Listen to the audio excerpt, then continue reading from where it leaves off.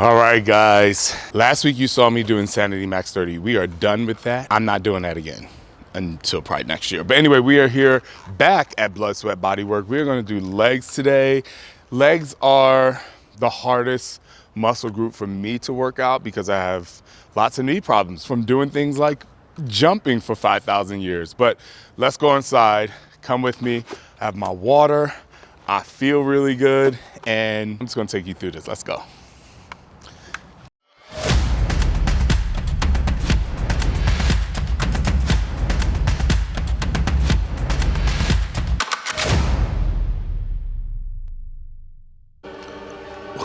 This is so cool.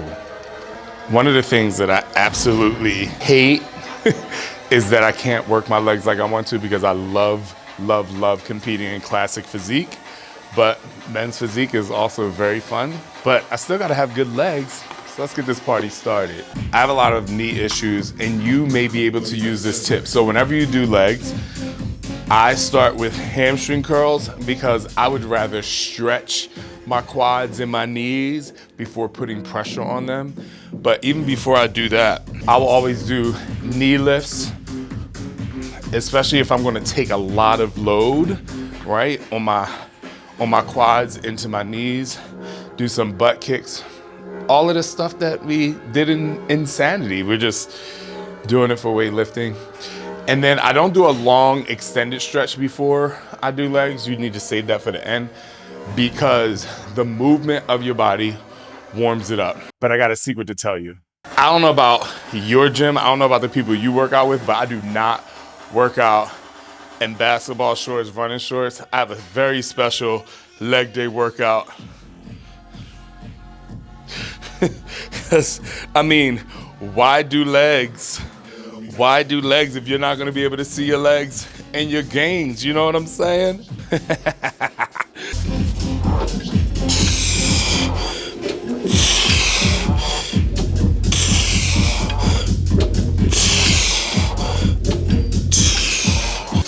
You'll see that especially, well, with every exercise, but especially with legs and my large muscle groups, my eccentric contraction is always slow and controlled. Power up, slow release down. Also, when you do leg extensions, like a lot of people will just curl and curl, but try to push your hips into the bench so that even if you don't get like a full range of motion, when you push those hips into the bench, it goes right to that hamstring. So then it's not about how far, what my range of motion is it's more about, am I using the muscle? So that was a warm up for me. I'm gonna push the weight a little bit heavier. I don't go super heavy ever, but I'm at 110 pounds, still 12 reps. And you'll see, you can probably try to get as close as you can. See that I'm gonna push my hips into this bench. So it's almost like I'm doing that. Squeeze, try to figure out the best way to say it, but you know what I mean. And then see, when it gets heavy, you'll see that my curl's not as high, but I'm still pushing my hips into the bench.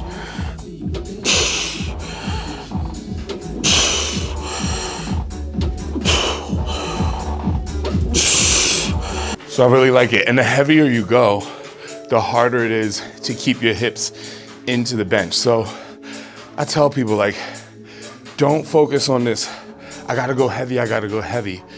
Go with a weight that your muscle controls, especially in that large muscle groups.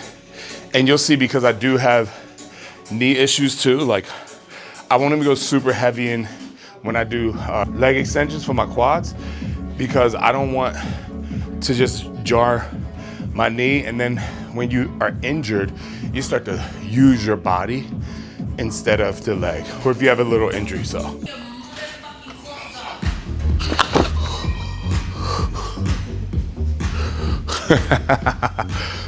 okay, this is gonna be interesting. So here we are. Used to be one of my favorite exercises, but just because my knees are a little crazy, they are feeling a little bit better actually in the last few weeks. Been doing lots of therapy, but I love the leg extension, but now I have to go lighter weight, higher reps, but I still really love it until it starts digging into the knee. Next time I do legs, I'll shave them.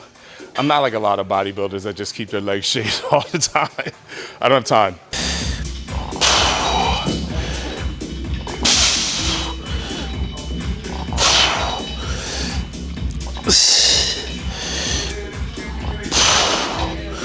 I'm looking to see if I have lotion, because while I do not care if I have hair on my legs, I do care if my legs are ashy. And so I am failing as a black man right now because I do not have lotion in my bag and my legs are ashy. Another reason why I like the leg extension is because, like, with squats and lunges, you always feel different muscles working. So if you really focus on mind muscle connection, you can do lunges, focus on your glutes, or you can do lunges, focus on your quads. Whereas like the leg extension or the hamstring curl, like those things are so targeted that I love it. Even though you got to do the pushing, you got to do the squats and all that fun stuff, but I just like the isolation of the exercise. So when you do it, push out with power, slowly feel it, and you'll see what, maybe you can get a close up, but we'll see how my quads fire. And I'm 250 pounds, so I'm not really super lean right now, but you'll still be able to see the fibers. You can still see a little vascularity there.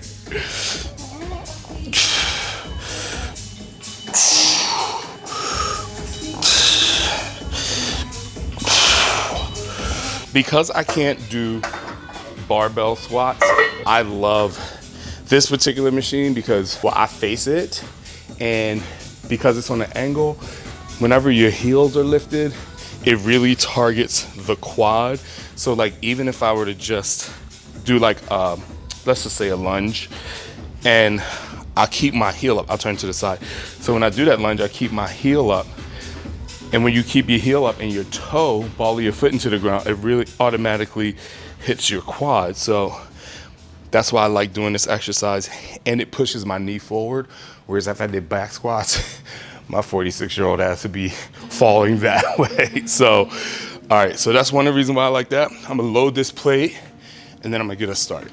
So I'm gonna hit probably 12. I start with with lightweight. Like I said, I don't do a lot of heavy weight, but you'll see where I put my feet on the plate here, and I keep my legs and my feet a little wide because of my back and my nips. Not my nips. I was trying to combine my hips and my knees, but mostly my knees. So, and I don't have like a super deep range of motion, but I do what I can do. And when I start doing this, the camera's gonna come around to the front of my body when I start, so you can see the quads fire. So here we go.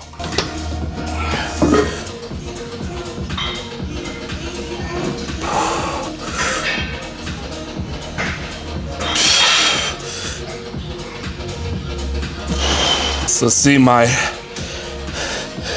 body's on an angle, but I also push into the balls of my feet so that I can fire up the quad as I push up to the top.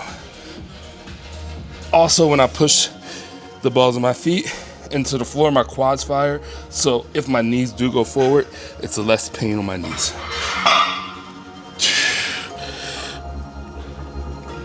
All right.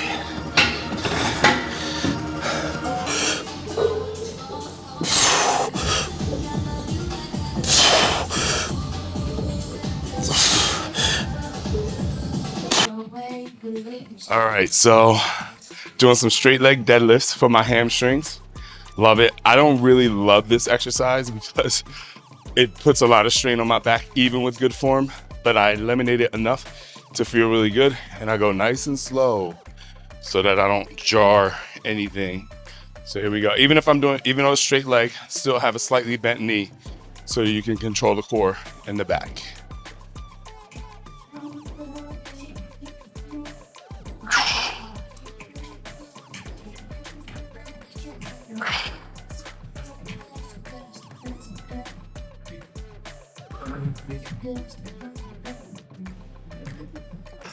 So actually it feels really, really good. This machine right here. So I usually love barbell deadlifts better just because of the balance. Even though you have to balance each of the handles by themselves, one thing I like about this machine, it pushes you forward. So your back, your booty pushes back. Because next time you'll see, when I go into that deadlift, I almost try to push my glutes toward the corners of the room so I can really isolate that hamstring. Of course, they tight, but this makes you reach out. So good. All right, now use all those tips I gave you. Slightly bent knees, push back. This is gonna push you out. Other things make you go down, but you have to keep that back flat, core tight, hamstrings. Let's go.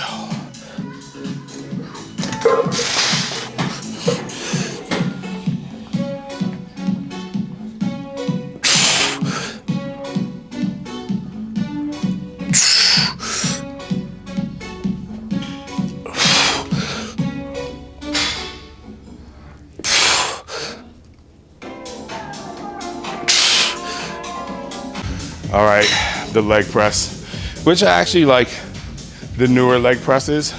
Let me look at this one here. Yes.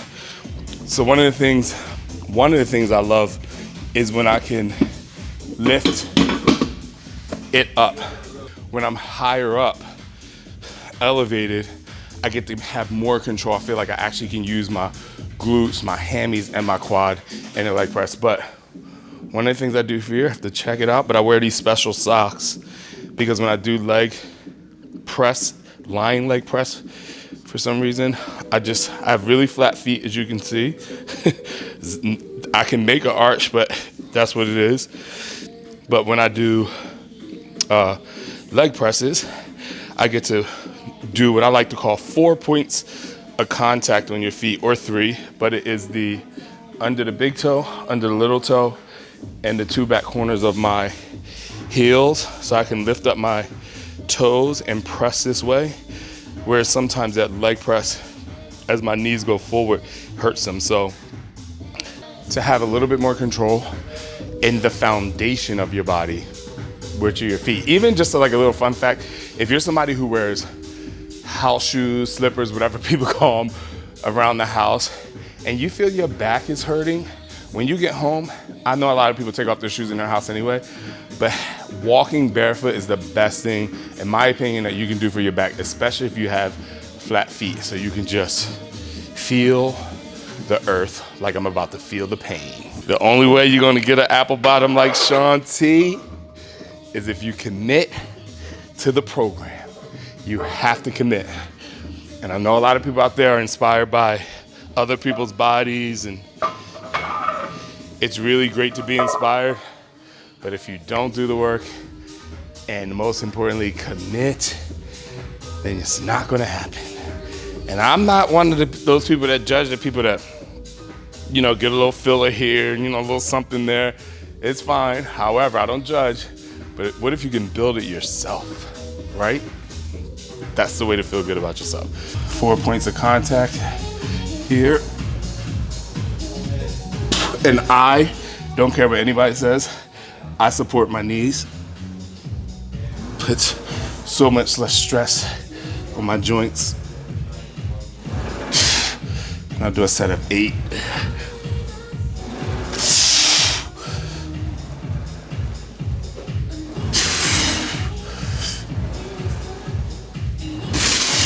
Some machines are just heavier than others, and you gotta adjust your mindset, but this is one of the main reasons that I don't like doing legs. I save this exercise pretty much for the end all the time because it takes so much out of me. And it's not even a weight for my muscles, it's for my joints. In my energy, I get so frustrated because it hurts. But then I also have to think, like, I was a hurdler in high school, some in college, taught fitness, did tons of plyometrics, played tennis for 11 years at a high level, professional dancer, insanity, asylum. So of course I'm gonna have some overuse injuries. And also, something really important, a lot of athletes have injuries because they've done a lot of very specific movements millions of times. So it's kind of like the give and take of sport. So what I wanted to do is answer and respond to a few comments because I absolutely love doing that. I appreciate every comment that you guys make and like and watch. But someone said, I'll start with a funny one. Someone said, Shaun T came out of the sweater looking like C-Bum, bruh. Thanks for the compliment. That's pretty much the highest compliment. I mean, I know I'm Shaun T and I'm old enough to be his dad. However, he is the king of bodybuilding and I think he's freaking awesome. So that is the best compliment that gave me all the motivation I need to keep on going whenever I doubt myself. All right, so this question is also from the first episode, and it's in the comments, and it says, do you believe all the tattoos are going to affect your look to judging? The vast majority of bodybuilders avoid ink for that very reason. It's never gotten in the way. I've competed in a total of 3 shows, and every show I think I've done at least like 6 classes. Like I was on stage the entire time. Every show, almost every class that I made it in first call outs. And I won my pro card. But also for me, I think sometimes that tattoos actually add, but the judges, they see muscle development. I think maybe back in the day, someone told me it was a little bit more like taboo to have tattoos in bodybuilding, but so many people have tattoos. I know so many Olympians that have tattoos. So, and especially, and I'll say this for me, you know, being black and a darker skin tone, it actually, you know, it doesn't really affect me that much. Whereas if I feel like white guys that have a lot of tattoos, first of all, some of them look so sick. Like this is one pro I know, but I think they accent your body, but 2, like you get good tanning. The tanning and the glaze, they just make you look good. So the next comment, and I really love this one. Does the amount of hard work make sleeping easier, or are there other ways you structure your day to improve sleep? So absolutely, especially at my age.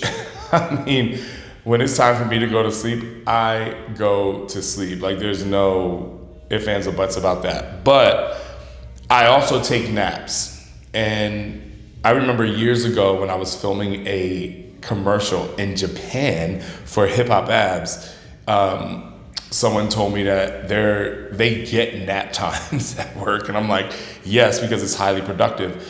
Also know and my naps are most of the time, this might sound really weird, 9 minutes. I feel like I get tired, I sleep for 9 to 11 minutes, and I'm back up. However, I'll say all that to say, I think that also me taking a nap aids in my ability to have energy for the rest of the day and sleep well. The only time I don't sleep well is if I'm feeling some kind of, you know, pain in my body or work, you know. But also one of the things that help you sleep really good is drinking enough water. It actually helps your energy. It gives you energy throughout the day without having caffeine if you drink a lot of water, and it will help you sleep better. That's why I carry these around. I want to answer this question because still a lot of people don't know why I got into bodybuilding, but someone asked, when you injured your shoulder, did you need surgery, and for how long did you stop to let your body heal? I'm going to answer that first. So I had shoulder surgery on my left shoulder. I had a bone spur that tore my rotator cuff, and then I had to let my body heal before I did any like super duper exercises. It was about 6 weeks, but I started physical therapy 2 weeks later. But the only thing I did when I had shoulder surgery is I just rode the bike. If I did it again, I'd probably do things a little different. I would put that splint nice and tight, and I would do leg exercises. I would do a little bit more, but you gotta be really, really careful because you say, Jalbert, I think your name is, I broke something for the first time in my life, and my training had to stop almost completely until they fixed the tear in my shoulders labrum. I'm feeling very down because I can barely do any exercise. I haven't involved my arms, and looks like the recovery is going to take a while too. It is. I'm just going to be very honest with you, and it's okay. You know, you can still exercise the other arm. Don't think that, oh, I'm gonna exercise this arm and tricep or whatever you can do, and you're gonna be like, oh my God, it's gonna be uneven. Don't worry about that. Everything is gonna catch up. But just for your mindset, just structure what you can do around your legs. And your legs are the largest muscle group, and they're gonna help you burn calories. You're still gonna stay strong. At some point, you can standing and do knee lifts, leg lifts, like all of those things to still create balance and core stability, sorry. So it's gonna take a while. And then just last but not least, at 6 weeks before I could start doing other things, but it took me a solid 6 to 8 months to really get my shoulder back to where it was. Now, I went a little bit slower because I had a lot of, my doctor had a very, very strict protocol for my physical therapist, but it is going to take a while. I'm not going to sugarcoat that. And the people who don't take their time, and I did some research about this when I had my shoulder surgery post, the people who don't take their time will have to go and get surgery again. So it's so much better for you to work around the shoulder, just work around it, and then when your shoulder heals and you get when your shoulder heals and you get the perfect amount of therapy, you're gonna be good to go. But make sure you guys like and subscribe. I'm very tired today, but you know, I get to go home to my husband and my 2 beautiful little kids, so I will get an energy spike soon. All right, one thing I'm really excited about is next week I'm going to be traveling overseas. So I'm gonna show you guys how I take and pack my food for the plane just in case it's something that I can't eat, but also to keep myself really healthy. And then I'm gonna show you a little bit more lifestyle stuff, what I do when I travel. And the really, really cool thing is my traveling week is basically my last week of hurrah and fun and eating a little bit more freely because when I get back from Europe, that's when prep begins. So I'm excited for you guys to see that. Make sure you keep digging deeper. My name is Shaun T. Like and subscribe. See you next time.